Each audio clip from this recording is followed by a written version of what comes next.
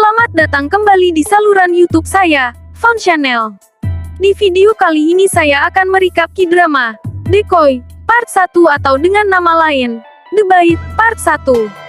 Decoy merupakan drama Korea yang tayang di Prime Video sejak tanggal 27 Januari tahun 2023 untuk Part 1. Lalu, dan bagian Part 2 tayang pada tanggal 7 April tahun 2023. Drama ini bergenre aksi, thriller, dan misteri yang disutradarai oleh Kim Hong Sun yang juga membuat drama Money Heist, Korea, Joint Economic Area 1 dan 2, hingga The Guest.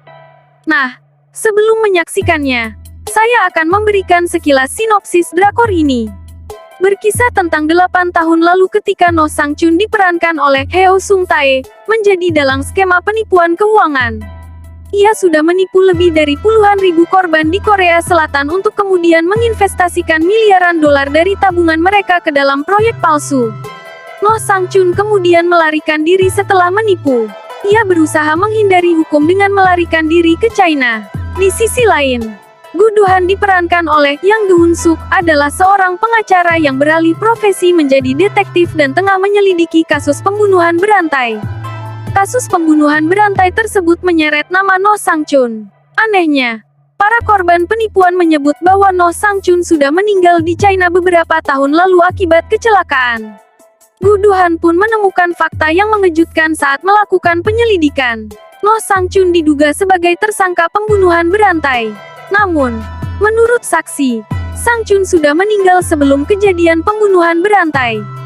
Itulah tadi sedikit sinopsisnya. Bagaimana? Sudah tertarik dengan kisahnya? Sebelum kita mulai, saya ingin mengingatkan kalau video ini berisi full spoiler dari K-drama Decoy. Jadi buat kalian yang tidak ingin terkena spoiler boleh skip video ini dan menonton full K-dramanya dahulu. Jika sudah menonton dan kalian belum mengerti atau kurang paham jalan ceritanya, kalian boleh menonton video ini. Baiklah, tanpa panjang lebar dan banyak basa-basi lagi mari kita mulai ceritanya.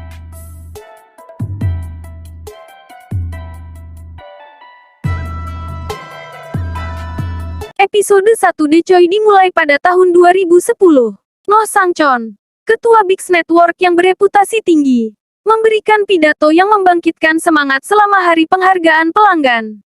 Dia berbicara tentang memiliki kemampuan untuk bermimpi karena dia cukup kaya dan menggairahkan penonton dengan pembicaraannya tentang menghasilkan cukup uang untuk membuatnya cukup kredibel bagi mereka untuk percaya padanya. Kerumunan menjadi liar meneriakkan namanya dengan gembira di akhir pidato dan memberinya tepuk tangan meriah. Kegembiraan pelanggan tidak bertahan lama karena ternyata Sang Chon menjalankan skema Ponzi terbesar yang menipu pelanggan dari semua investasi mereka. Penyiar berita melaporkan bahwa dia meninggal dalam kecelakaan mobil di China di mana dia melarikan diri untuk menghindari penangkapan. Kematiannya menyebabkan pemecatan kasus penipuan yang diajukan terhadapnya. Para korban sedih. Tidak ada harapan bagi mereka untuk mendapatkan ganti rugi atas kerugian mereka, dan terlilit hutang. Maju cepat ke tahun 2023. Detektif Gu Duhan diinterogasi oleh petugas disiplin karena membuat laporan kasus yang melibatkan detektif Yang Jun Hui. Dia menggunakan pengetahuan ahlinya tentang hukum untuk membela rekan setimnya dan dia akhirnya mendapatkan skorsing sementara. Terungkap bahwa dia dipekerjakan melalui program khusus dan pernah menjadi pengacara berpengaruh yang membela pejabat tinggi dan taipan bisnis dalam kasus kriminal. Di malam hari, seorang pria lusuh terlatih-tatih pulang dan dibunuh secara brutal oleh pria bertopeng. Pria itu memaksa pria itu menelepon ke nomor darurat dan mengatakan bahwa No Sang Chon mencoba membunuhnya. Seorang pengantar barang tiba di pagi hari dengan pengiriman makanan dan menemukan mayat. Kasus pembunuhan memaksa wakil kepala Gang Jong-hun untuk memanggil kembali Duhan untuk bekerja sebelum penangguhan sementara berakhir. Ketika dia tiba di TKP, Duhan memperhatikan bahwa pria itu disiksa sebelum dia dibunuh sejak kukunya dicabut. Dia meminta kurir untuk dipanggil kembali agar dia bisa mendengarkan kesaksiannya. Duhan berada di luar berbicara dengan petugas pengiriman yang mengungkapkan bahwa seseorang menelepon restoran dan meminta pengiriman. Penelepon juga mengatakan bahwa dia cacat dan tidak akan bisa membukakan pintu sehingga petugas pengiriman harus masuk. Masih di luar, Duhan memperhatikan seorang pria aneh mengambil foto dari tempat kejadian. Pria itu kemudian mencoba untuk pergi tapi karena dia terlihat curiga, Duhan mengikutinya dan meminta teleponnya. Ponsel pria itu memiliki foto-foto TKP sebelum polisi muncul dan Duhan. Dia mencoba melarikan diri tetapi para detektif memahaminya dan membawanya ke stasiun. Kembali ke stasiun, pria mencurigakan itu diinterogasi oleh Duhan. Dia bertindak sedih dan juga frustrasi karena Duhan berani menangkapnya tanpa mengetahui dia juga korban. Namanya Lee Byung-jun dan orang yang meninggal adalah Song Yang-jin. Byung-jun mengklaim bahwa dia mengadakan pertemuan dengan Yang Jin dan ditemukan tewas. Dia mengungkapkan bahwa Yang Jin adalah kaki tangan Sang Chon dalam skema Ponzi yang membuat dia dan banyak orang lainnya berhutang. Meskipun dia marah padanya, Yang Jin menghadiri kelompok swadaya para korban dan memberitahu mereka bahwa Sang Chon masih hidup dan dia akan membantu mereka mendapatkan kembali uang mereka. Kembali ke masa sekarang. Seorang pengacara Jung Na-yeon yang memproklamirkan diri dengan tegas ingin berbicara dengan tersangka. Duhan mengizinkannya meskipun dia tahu dia bukan pengacara. Dia memberitahu timnya bahwa dia mengizinkannya masuk karena dia ingin mencari tahu apa yang dia lakukan.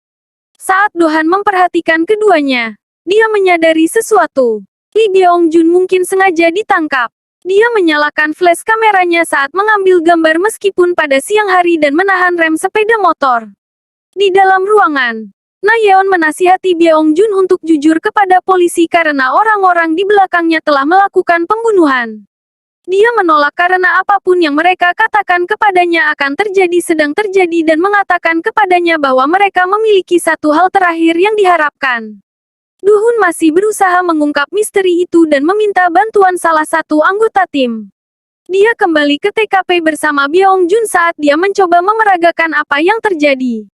Byung-jun membeberkan sesuatu. Kepala wakilnya adalah detektif yang bertanggung jawab atas kasus Sang Chon dan dia juga tidak percaya kalau dia sudah mati. Kilas balik ke tahun 2011. Sang Chun dan tim dekatnya bersiap untuk meninggalkan negara tersebut. Dan di antaranya adalah Yang Jin. Seseorang memanggilnya dan dia bersiap untuk pergi. Di dalam mobil pelarian, dia mengubah tujuan dan tiba-tiba mendorong Yang Jin untuk mencoba dan mengirim pesan lokasi baru kepada seseorang. Tiba-tiba, Sang Chon memanggilnya dan menyadari bahwa Yang Jin menjualnya. Dia memukulinya mengabaikan permohonannya yang putus asa bahwa itu adalah kesalahpahaman dan meminta anak buahnya untuk membuangnya dari dermaga. Dia mematahkan kakinya tapi dia bertahan. Di pelabuhan, kapal tidak sampai. Dalam perjalanan pulang, mereka dihentikan oleh detektif Gang Jong-hun dan timnya. Mereka mencoba memaksanya untuk membuka pintu mobil tetapi sebuah mobil misterius datang dan detektif tersebut mendapat telepon misterius. Dia memberitahu timnya bahwa mereka disesatkan dan itu bukan Sang Chon di dalam mobil. Mereka membiarkan mereka pergi tetapi mereka masih mengikuti mereka. Mobil yang sama terlihat mendekati mobil detektif. Mereka menabraknya untuk memaksanya berhenti tapi di dalamnya bukan Sang Chon. Dia sudah berganti mobil dan dibawa oleh mobil misterius itu ke lokasi baru. Kembali ke masa sekarang, Na-yeon melapor kepada para korban bahwa Byung-jun akan ditahan sebagai tersangka. Duhan mendekati wakil kepala Gang Jong-hun setelah pembicaraannya dengan tersangka dan memberitahu dia bahwa dia bermaksud menyelidiki kasus kematian Sang Chon. Kepala wakil itu menegaskan bahwa dia tidak boleh menggali lebih dalam dan menutup saja kasus pembunuhan itu. Duhan memberitahu wakil kepala bahwa jika dia membutuhkan dia untuk menutupi sesuatu, dia harus memberitahu dia terlebih dahulu. Forensik menemukan 98,7% kecocokan sidik jari No Sang Chon dan di tempat lain. Dan pria lain menelepon pusat panggilan darurat dan melaporkan bahwa Sang Chon mencoba membunuhnya. Saat kepala deputi pergi meninggalkan Dohun yang terkejut di tempat parkir, episode berakhir dengan menunjukkan pembunuhan lain. Episode 2 dari Decoy dimulai dengan memberikan latar belakang No Sang Chon. Kilas balik ke tahun 2006 dan Sang Chon adalah rentenir. Dia berada di sarang perjudian mencari-cari manajer slot yang memiliki uang untuknya. Manajer memanggilnya memintanya untuk bertemu di suatu tempat. Ini adalah sesi pengarahan investasi untuk kasur magnet. Seorang pembicara memberitahu audiens tentang peluang menghasilkan 100 juta sebulan dengan berinvestasi bersama mereka sebagai anggota emas. Sang Chon segera memahami bahwa ini adalah skema penipuan. Manajer Park juga mengetahuinya dan bukannya berinvestasi dalam skema Ponzi. Dia berinvestasi di perusahaan yang bertugas mendistribusikan kasur. Sang Chon diperkenalkan kepada importir, Yang Kang Chun. Kang Chun berhasil meyakinkan Sang Chon untuk menginvestasikan 200 juta won menjanjikan keuntungan 300%. Segera setelah itu, Kang Chun menghilang. Maju cepat ke tahun 2023. Dan pembunuh bertopeng itu menyiksa Yang Jin.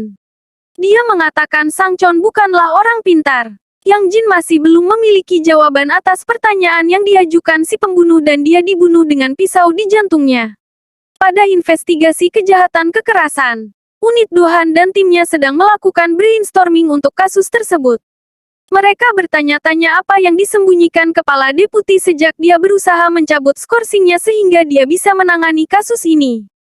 Meninjau kembali, Yang Hun mengatakan dia tidak menyembunyikan apapun dan tidak mencari untuk ditutup-tutupi. Kapten memutuskan untuk melepaskan tersangka utama Byung Jun dan mengikutinya. Dohan mencoba bekerja dari sudut lain dengan menanyai orang-orang yang dekat dengan Yang Jin. Putranya tidak banyak berbicara dengan ayahnya. Tetapi dia baru saja mengungkapkan bahwa dia akan mendapatkan uang dari No Sang Chon. Semua kenalan Yang Jin di penjara menceritakan kisah yang sama. Yang Jin marah pada Sang Chon dan berencana membalas dendam setelah dia dibebaskan. Dia ingin pergi ke China dan mendapatkan uangnya dari Sang Chon. Para detektif merenungkan kemungkinan bahwa Sang Chon mungkin masih hidup karena hanya orang Tionghoa yang melihat putranya dan memalsukan sertifikat kematian mudah dilakukan di Tiongkok. Seorang detektif berpendapat bahwa demi kepentingan terbaik kepolisian bagi Sang Chon untuk mati sejak mereka mengumumkannya dan kasusnya dibatalkan. Dohan memperkirakan bahwa orang yang paling menginginkan dia hidup adalah para korban. Dohan mengunjungi lokasi korban dan saat berada di sana mereka semua mendapat pesan di ponsel mereka pada saat bersamaan. Byung Jun menghindari detektif yang mengikutinya di supermarket. Pembunuh bertopeng tiba di kantor anggota Dewan Park Guangxin. Dia memaksanya untuk melakukan panggilan yang sama ke pusat panggilan darurat sebelum membunuhnya. Dohan diberitahu tentang panggilan itu. Pelacakan panggilan mengungkapkan bahwa itu berasal dari sekitar area yang sama dengan tempat Byung Jun menghilang. Polisi dan detektif sedang berburu. Na Yeon tiba di luar kantor anggota dewan. Byung Jun bergegas keluar dari kantor dengan darah di sekujur tubuhnya. Na Yeon ingin mereka lari tapi dia ingin tinggal. Sebelum mereka bisa pergi, Kapten Dohan tiba. Hubungan Na Yeon dengan kasus ini terungkap dalam kilas balik ke tahun 2011. Orang tuanya termasuk di antara korban skema Sang Chon. Dia adalah seorang siswa sekolah ketika guru menyuruhnya mengunjungi rumah sakit. Dokter mengumumkan bahwa ayahnya telah meninggal. Dia adalah korban yang membakar dirinya di kantor Big Network di episode 1. Ibunya telah meyakinkan beberapa orang untuk bergabung dan karenanya uang yang hilang bukan hanya uang keluarga. Dia telah memberitahu Jong Hun bahwa jika pelakunya ditangkap, dia akan membuat mereka menderita untuk membalas dendam ayahnya. Panggilan yang diterima Jong Hun ketika dia hampir mendapatkan Sang Chon datang dari kantor kejaksaan. Kartu utama dengan nama Yang Sun Won dari kantor kejaksaan dan yang menelepon adalah jaksa wilayah Park Sang-do. Maju cepat ke 2023 dan kepala deputi mengadakan makan malam pribadi. Rekannya khawatir Dohan mungkin menjadi masalah. Dia dari luar kepolisian. Kepala deputi meyakinkannya bahwa dia adalah orang yang berakal sehat yang tahu bagaimana melihat ke arah lain saat dibutuhkan karena dia adalah seorang pengacara. Mereka khawatir dengan kasus tersebut dan ingin ditutup secepat mungkin. Saat itu, Dohan menelepon untuk memberitahu wakil kepala pembunuhan anggota dewan itu. Kepala wakil memutuskan untuk mengunjungi tempat kejadian. Mereka berdua setuju bahwa mereka memiliki pembunuh berantai di tangan mereka. Dia mengungkapkan bahwa menurut pengetahuan umum, telah terjadi 3 pembunuhan yang menyebutkan nama No Sang Chon. Akhir seri berkedip kembali 1 bulan ke sebuah apartemen di Gyeongchon di mana pembunuhan pertama terjadi. Episode 3 dari Decoy dimulai dengan siaran luas dari anggota Dewan Park Gangsin. Dalam kilas balik ke tahun 2006, hubungan anggota dewan dengan kasus tersebut dijelaskan. No Sang Chon masuk ke kantor anggota dewan Kim Seong-dae. Dia adalah pria dalam gambar dengan Yang Chun yang dia katakan akan membantu dokumentasi kasur yang dia investasikan di pelabuhan yang akhirnya menjadi wadah penuh kotak kosong. Anggota dewan bersikeras bahwa dia tidak mengenal pria itu dan membuat Sang Chon ditangkap sebagai teroris. Di kantor polisi, alih-alih polisi membantunya, mereka mengejeknya sebagai orang bodoh yang ditipu. Dia dikurung tetapi kemudian Park Guangxin membebaskannya. Dia mengatakan kepadanya bahwa anggota dewan tidak menyadari bahwa dia membebaskannya dan dia membantunya karena dia juga ditipu. Guangxin memberinya uang untuk makan dan Sang Chon mengundangnya untuk makan bersama. Saat makan, dia mengaku ingin pergi ke toilet dan keluar beberapa lama. Dia kemudian menelepon Guangxin dan mengatakan kepadanya bahwa dia mengejar seorang pria yang terlihat seperti Yang Jin sehingga dia tidak akan kembali untuk makan. Setelah makan, Guangxin mendapat telepon dari anggota dewan dan menanyakan apakah dia menangani Sang Chon. Dia mengatakan bahwa dia punya dan memberitahunya tentang Sang Chon yang menyebut Yang Jin. Anggota dewan meyakinkannya bahwa dia sudah pergi. Sang Chon bersembunyi di kursi belakang mobil Guangxin dan mendengar semuanya. Dia membuat Guangxin pingsan dan dia bangun di kamar hotel. Telanjang di tempat tidur dengan anak di bawah umur dan dengan Sang Chon mengambil foto mereka. Dia mengancam akan mengeksposnya kecuali dia menceritakan semuanya. Guangxin bertanya-tanya bagaimana dia tahu itu mereka. Anggota dewan telah tergelincir dan menyebutkan Sang Chon ditipu sebelum dia memberitahu dia alasan dia masuk ke kantornya. Guangxin mengatakan kepadanya bahwa mereka mengenal satu sama lain karena Yang Jin akan meminta bantuan mereka. Dia akan menipu orang. Mereka akan membebaskannya. Dan mereka menggunakan uang yang dia bayarkan untuk mendanai kampanye Kim Seong-dae. Park Kyung-dong, manajer slot yang berutang uang kepadanya adalah salah satunya dan semuanya dari uang pinjamannya dari Sang Chon adalah bagian dari rencana untuk menipunya. Dia meminjam uang sebagai umpan. Sang Chon menyudutkan Gang Xin agar tidak bergabung dengan timnya. Maju cepat ke tahun 2023. Unit Investigasi Kejahatan Kekerasan terpaksa memberikan pernyataan kepada pers karena orang yang meninggal itu adalah pejabat pemerintah. Pers mengira polisi melepaskan pembunuhnya karena terkait dengan Sang Chon. Duhan menghadapkan wakil kepala dan bertanya-tanya apakah dia khawatir menyembunyikan fakta tentang pembunuhan berantai atau keterlibatan Sang Chon. Deputi bersikeras memesan Na Yeon dan Byok Jin sebagai tersangka tapi Duhan masih berpikir mereka bukan pembunuhnya.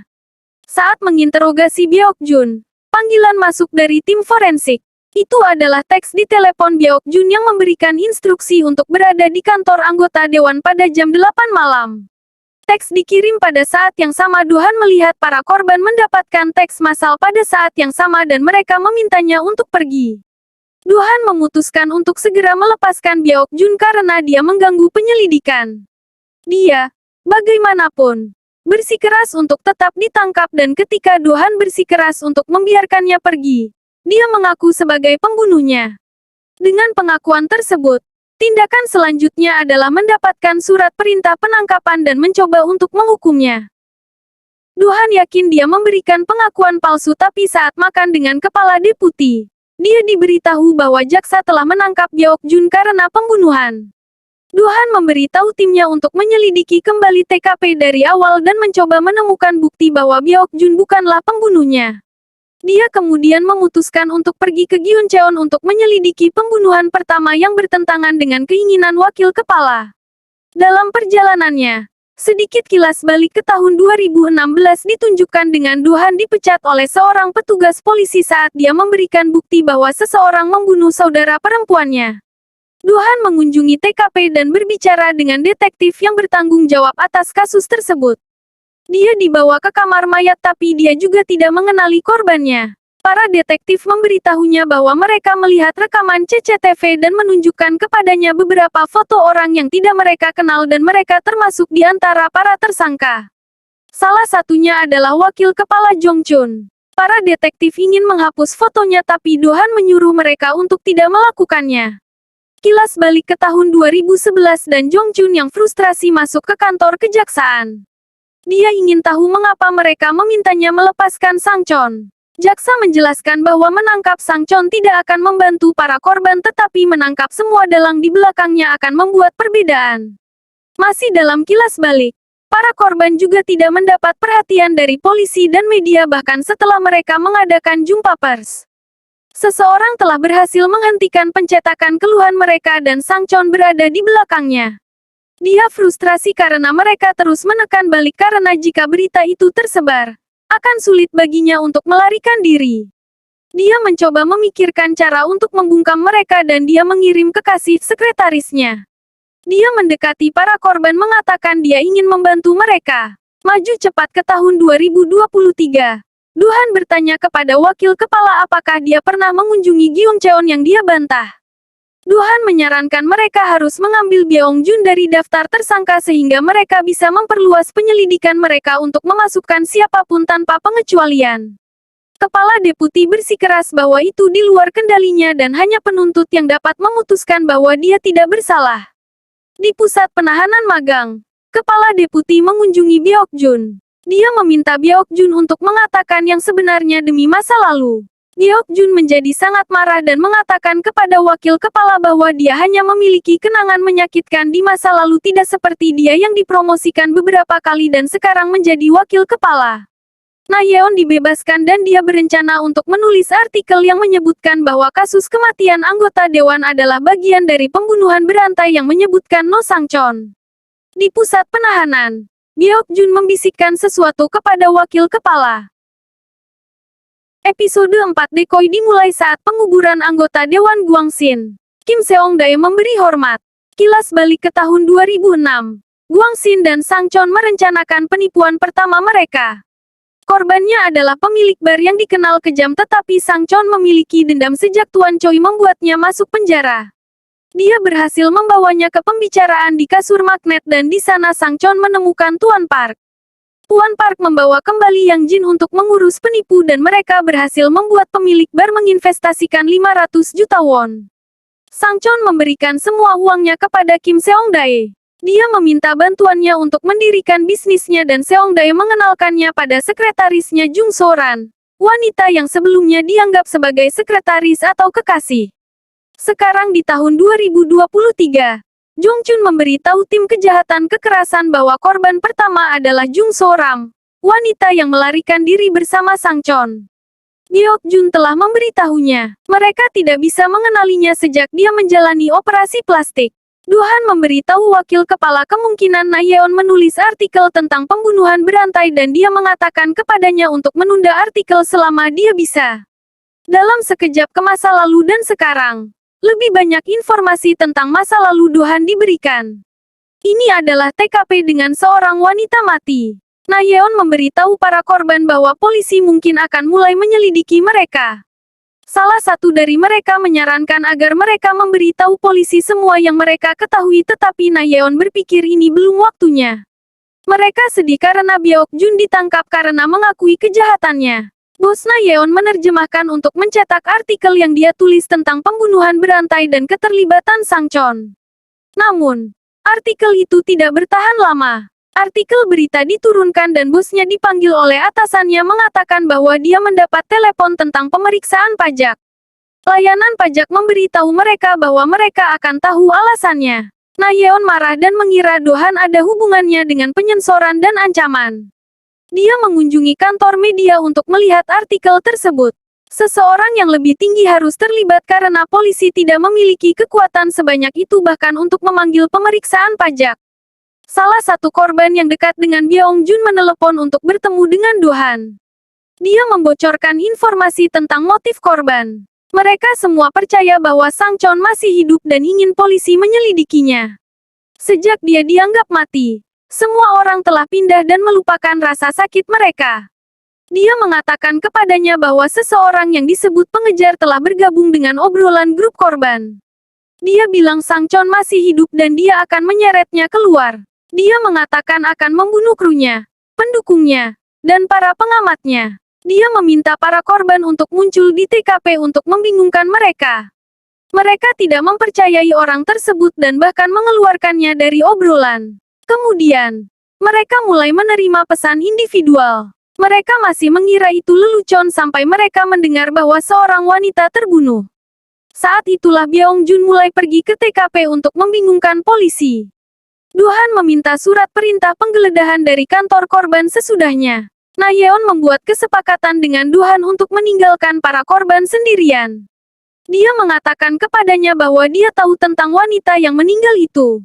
Dia pergi ke kantor polisi dan Duhan memintanya untuk menceritakan kisah itu kepada seluruh timnya agar mereka bisa mengerti. Saat itu, kami dibawa kembali ke tempat di mana kepala deputi memberitahu tim bahwa dia mengenal wanita yang meninggal itu. Saat itu, salah satu detektif tim masuk dan memberitahu Duhan bahwa mereka memiliki videonya. Duhan meminta untuk berbicara dengan Jong-hun secara pribadi. Dia membuntutinya dan dia berbohong kepada mereka tentang di mana dia berada atau apa yang dia lakukan sepanjang hari. Duhan ingin tahu kenapa dia berbohong. Jong-hun berpikir tidak penting apa yang dia lakukan tetapi melakukan penyelidikan menyeluruh untuk menangkap pembunuh yang sebenarnya.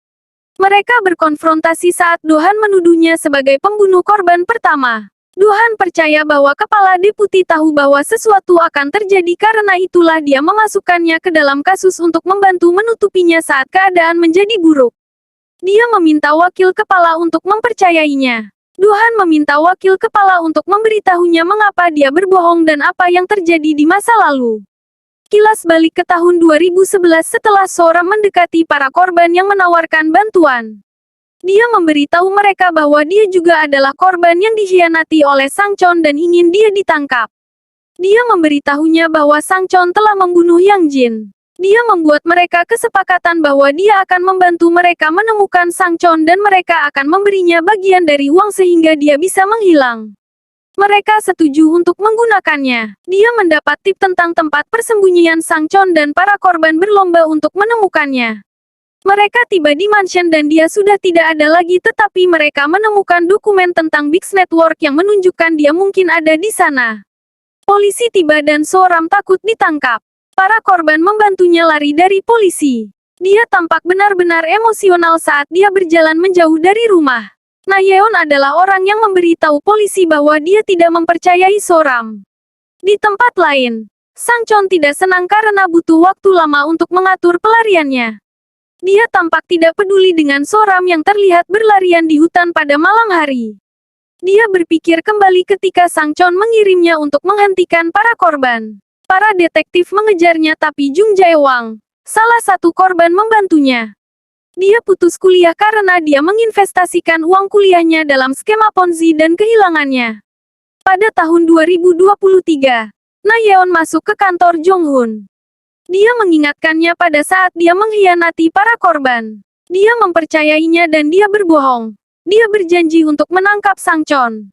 Dia meninggalkan mereka. Meninggalkan mereka tak berdaya ketika dia dipromosikan berkali-kali. Apakah dia bertanya apakah dia bahagia? Dia tidak membencinya karena keadaan yang membuatnya berubah tetapi berpikir dia harus dimintai pertanggungjawaban karena membodohi para korban yang mempercayainya. Jong-hun memanggil kepala jaksa Taman Sangdo. Dia mengatakan kepadanya bahwa dia tahu siapa korban pertama. Di tempat lain, Du-hun dan Na Yeon makan bersama. Du-han bertanya bagaimana dia tahu wanita yang meninggal itu adalah Soram. Na Yeon mengungkapkan bahwa aliansi korban telah menyewa regu pencari untuk pergi mencari Sang Chon di China dan telah mengirimkan foto Soram. Du-han berpikir para korban seharusnya melepaskan masalah ini dan beralih kemana. Na Yeon menjawab bahwa dia tidak dapat memahami mereka karena dia memiliki kehidupan yang mudah. Du-han mengatakan kepadanya bahwa mereka bukan satu-satunya yang telah mengalami cobaan yang menghancurkan hidup mereka. Na Yeon bingung dengan bagaimana Soram meninggal di Korea padahal dia seharusnya berada di China dan dicari oleh Interpol. Du-han bilang dia punya ide palsu jadi itu tidak sepenuhnya mustahil. Na Yeon berpikir imigrasi tidak kompeten sehingga kemungkinan besar mereka akan menangkapnya. Selain itu, wanita yang ide palsunya digunakan tidak pernah keluar negeri yang hanya menunjukkan bahwa dia mendapatkannya setelah dia kembali ke Korea. Wakil kepala dan kepala jaksa sedang melakukan percakapan serupa bertanya-tanya bagaimana Soram masuk ke negara itu dan siapa yang membantunya. Kepala wakil terus berbicara tentang apakah jaksa tahu apa yang dia lakukan. Jaksa menjadi frustrasi dan secara tidak sengaja mengisyaratkan bahwa dia menghabiskan waktunya untuk berbicara dengan Komisaris Layanan Pajak Nasional. Kepala wakil memberitahu jaksa penuntut untuk berhenti menutupi pembunuhan berantai. Dia takut mereka juga berisiko. Dia berbicara tentang seseorang yang keluar dari penjara yang dia konfirmasikan setelah mengetahui tentang kematian Soram. Dia berbicara tentang daftar dan orang-orang di dalamnya sedang dibunuh. Dia telah berusaha mencari seseorang tetapi dia menghilang tanpa jejak. Kepala deputi bertanya kepada jaksa apakah No Sangchon sudah mati. Duhan dan Na Yeon masih di restoran. Na Yeon mengungkapkan bahwa mereka tidak terlibat dalam penyelidikan pembunuhan hanya untuk membingungkan polisi tetapi mereka juga menginginkan perhatian media agar polisi dapat membuka kembali penyelidikan. Duhan berpikir ada alasan yang lebih besar seperti mereka tahu siapa pembunuh sebenarnya dan itu adalah orang yang ingin mereka lindungi. Na Yeon bercerita tentang calon pembunuh. Dia seperti kakak laki-laki baginya. Seseorang yang bisa dia andalkan setelah ayahnya meninggal. Dia punya daftar nama semua orang yang menjebloskan korban ke neraka. 3 pembunuhan pertama Yang Jin, Guangxin, dan Soram adalah orang-orang di daftar teratas. Dia telah membunuh salah satu petugas Sangchon 12 tahun yang lalu dan ditangkap. Dia baru saja dibebaskan dan Na Yeon bingung apakah akan membantu polisi atau membantunya melarikan diri dari polisi. Episode berakhir dengan seorang pria terengah-engah dan berlari melewati hutan. Episode 5 dari Decoy dimulai di tempat yang tidak diketahui. Beberapa orang memiliki foto dari 3 orang mati terhubung ke Sangchon sudah di dinding. Dia menambahkan foto wakil kepala Jong-hun yang mengisyaratkan bahwa dia mungkin menjadi target berikutnya. Kilas balik ke tahun 2007 dan Sangchon, Soram, Yang Jin, dan Guangxin memulai bisnis penipuan mereka. Mereka memutuskan untuk terjun ke dunia digital dengan menjual ponsel yang dapat digunakan pelanggan untuk melakukan panggilan gratis. Bisnis lepas landas dengan mudah karena pelanggan sangat senang menghabiskan lebih banyak uang untuk telepon yang menghemat seumur hidup tanpa tagihan telepon lagi. Kembali ke tahun 2023 sekarang. Duhan mengungkapkan apa yang dikatakan kepala deputi setelah dia mengonfrontasinya tentang pembunuhan Soram. Dia takut dia akan menjadi korban berikutnya dan itulah mengapa dia mengungkapkan siapa wanita itu untuk memulai penyelidikan yang tepat dan menangkap pembunuhnya sebelum dia mendapatkannya. Duhan berpikir bahwa Jong-hun takut karena dia melakukan sesuatu yang tidak dia banggakan dan menurutnya pembunuhnya memiliki alasan yang dapat dibenarkan untuk menginginkan dia mati. Gyung Cheon menegaskan tersangka pembunuh adalah salah satu orang tak dikenal yang memasuki gedung apartemen tempat Soram dibunuh. Dia adalah Jung Jae-wang. Duhan memulai penyelidikan rahasia resmi terhadap Jung Jae-wang sebagai tersangka pembunuh berantai setelah mendapat otorisasi dari wakil kepala Jong-hun. Di tempat lain, Baing Jun menarik kembali pengakuannya karena itu adalah pengakuan palsu yang dibuat di bawah tekanan. Jaksa memaksanya menjadi pembunuh. Yeong Jun bertanya apakah seseorang mengarahkannya untuk dijadikan pembunuh yang ternyata benar seperti yang ditunjukkan melalui potongan kilas balik. Yeong Jun tidak peduli. Dia yakin seluruh cobaan akan berakhir dengan dia tidak menjadi pembunuh dan semakin lama, semakin baik baginya. Dia hanyalah bayangan dan mereka dapat memeluknya selama yang mereka inginkan tetapi mereka tidak akan dipuji.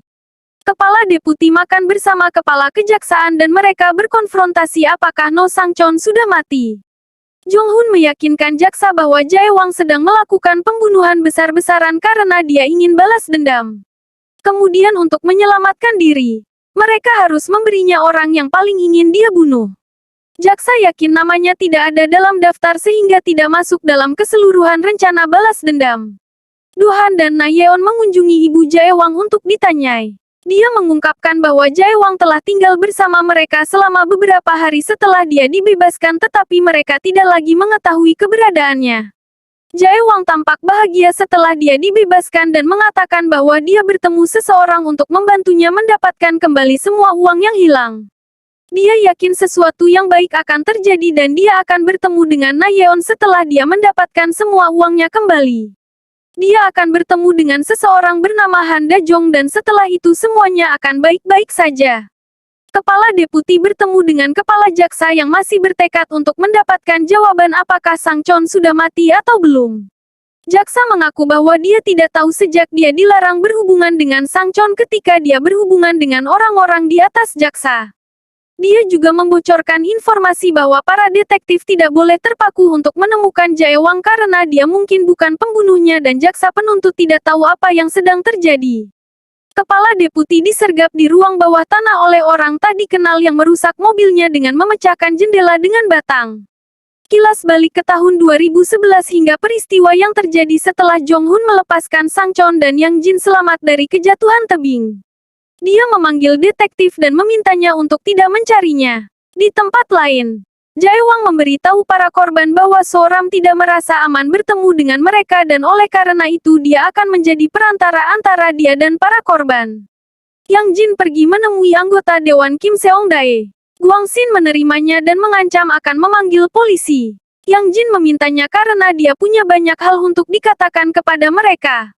Seongdae masuk ke dalam keributan dan setelah memukulnya sendiri, dia bertanya apakah dia diusir. Yang Jin meneriakkan sesuatu tentang batangan emas yang menarik perhatian anggota dewan. Dia memberitahu Seongdae bahwa Sang Chon telah mengubah uangnya menjadi emas batangan. Detektif Jong Hun masuk ke kantor mencari Kim Seongdae dan Yang Jin harus bersembunyi. Pada tahun 2023, wakil kepala Jong Hun hilang dan tim investigasi kejahatan kekerasan mencarinya. Sementara timnya menyelidiki hilangnya wakil kepala, Na Yeon dan Do Han menindaklanjuti petunjuk tentang Jae Wang. Mereka menemukan tempat persembunyiannya, tapi dia sudah mati.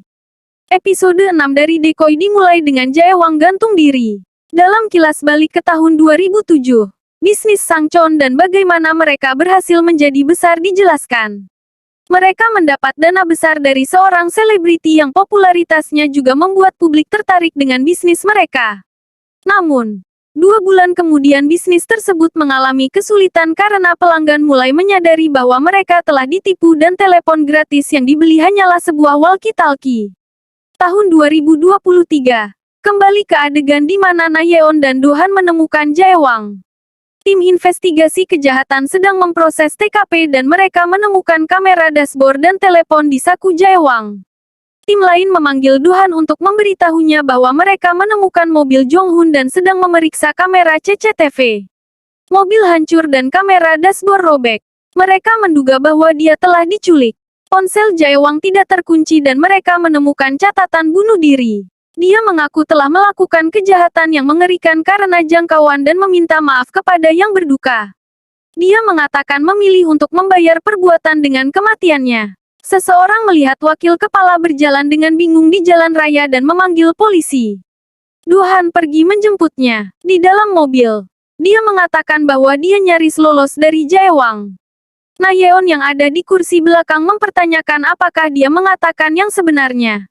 Kembali ke stasiun, salah satu detektif yang ditugaskan untuk menjaga kepala deputi melaporkan bahwa dia boleh melapor untuk bekerja keesokan harinya. Dia juga mengatakan kepada mereka bahwa wakil kepala meminta laporan untuk diberikan dalam 2 hari tentang kasus tersebut.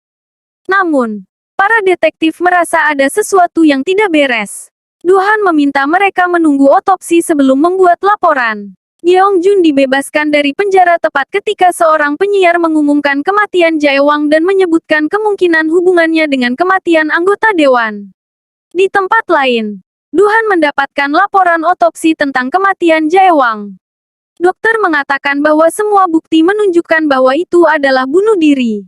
Wakil kepala berkedip kembali ke saat dia diculik.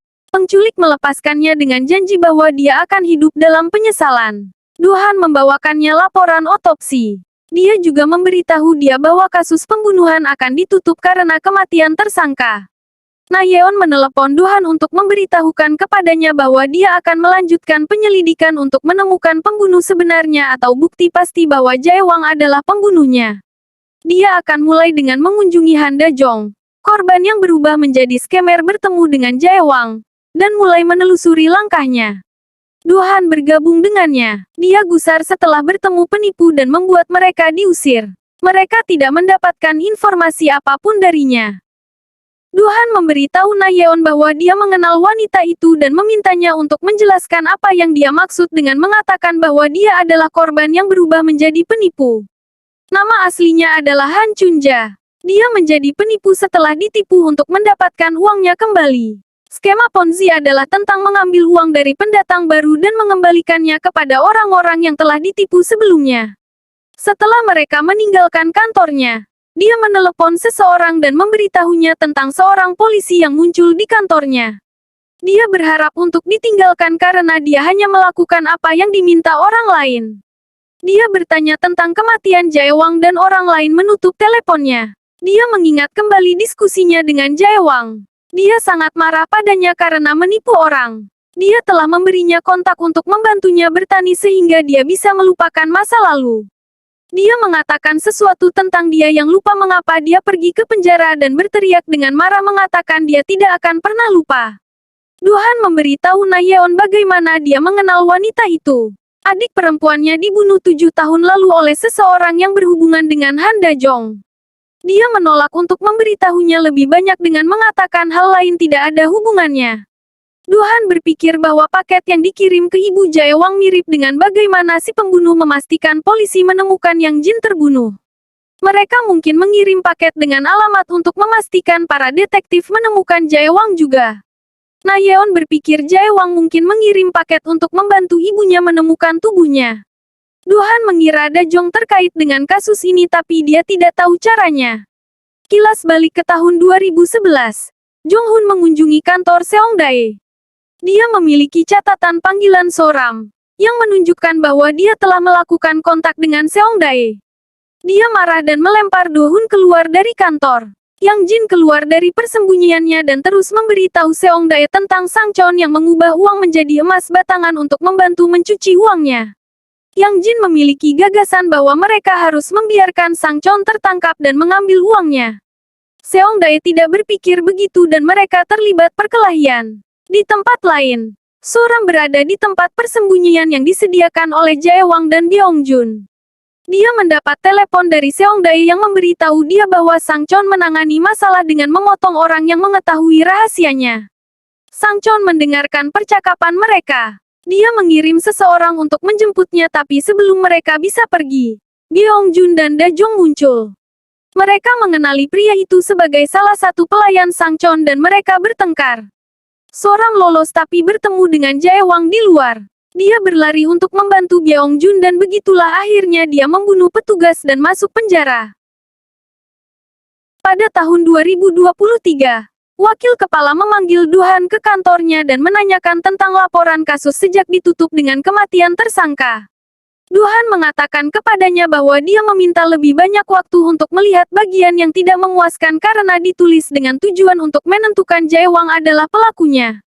Dia bertanya di mana dia diculik oleh Jaewang. Dia akan memeriksa CCTV dan menulis laporan akhir. Dia telah berubah pikiran dan sekarang bertindak sebagai detektif. Orang berubah sesuai dengan keadaan. Jong-hun menyesal menyerahkan kasus itu kepada Duhan. Duhan memberitahu timnya untuk menyelidiki pergerakan wakil kepala sebelum dia diculik dan mencoba melacak keberadaan Jaewang pada saat yang bersamaan. Para detektif merasa bahwa perasaan aneh yang mereka miliki sebelumnya tentang jalan buntu mulai menghilang. Saat itu, petugas disiplin masuk. Dia mengatakan kepadanya bahwa penangguhannya dicabut tanpa mengikuti prosedur dan karena akan ada pemeriksaan, sudah waktunya baginya untuk pulang. Para korban mendapatkan teks lain dari seseorang yang mengaku sebagai Jaewang. Mereka bingung karena mereka yakin dia sudah mati. Di tempat lain, Jong-hun sedang menuju ke suatu tempat saat dia melihat kemungkinan kecelakaan mobil. Dia pergi untuk mencoba dan membantu korban tetapi juga berhati-hati karena itu mungkin jebakan. Mobil lain lewat dan berhenti beberapa meter dari kecelakaan itu. Seorang pria bertopeng keluar dan Jong-hun siap dengan pistolnya. Dia memintanya untuk membuka kedoknya saat wanita yang diduga berada di dalam mobil yang jatuh itu melepas wignya dan turun dari mobil. Wakil kepala Jong-hun tertegun. Ulasan Decoy Part 1. Bagian 1 diakhiri dengan sebuah cliffhanger besar. Meski sebagian besar misteri telah terpecahkan, masih ada misteri apakah Sang Chon hidup atau mati. Selain itu, siapa pembunuhnya dan mengapa orang-orang yang terhubung dengan penipuan Big Network menjadi sasaran? Latar belakang Duhan masih menjadi misteri dan pelaku utamanya masih belum diketahui. Ceritanya intens dengan liku-liku yang tak terbayangkan. Masih sangat sulit untuk mencoba menebak siapa pembunuhnya. Namun, sepertinya seseorang yang lebih tinggi sedang mengatur dan anggota dewan, jaksa penuntut, wakil kepala, dan bahkan para korban hanyalah umpan dalam rencananya yang rumit. Itulah tadi seluruh rekap dan alur cerita Decoy Part 1. Bila ada kekurangan atau ada pengucapan dan penyebutan yang salah saya mohon dimaafkan. Saya akan lanjutkan rekap dan alur cerita Decoy Part 2 di video saya yang selanjutnya. Tolong dukung saya dengan subscribe channel ini dan like videonya jika kalian suka, lalu jangan lupa tinggalkan pendapat kalian di kolom komentar. Terima kasih sudah menonton. Saya, Fau Fau. Sampai jumpa.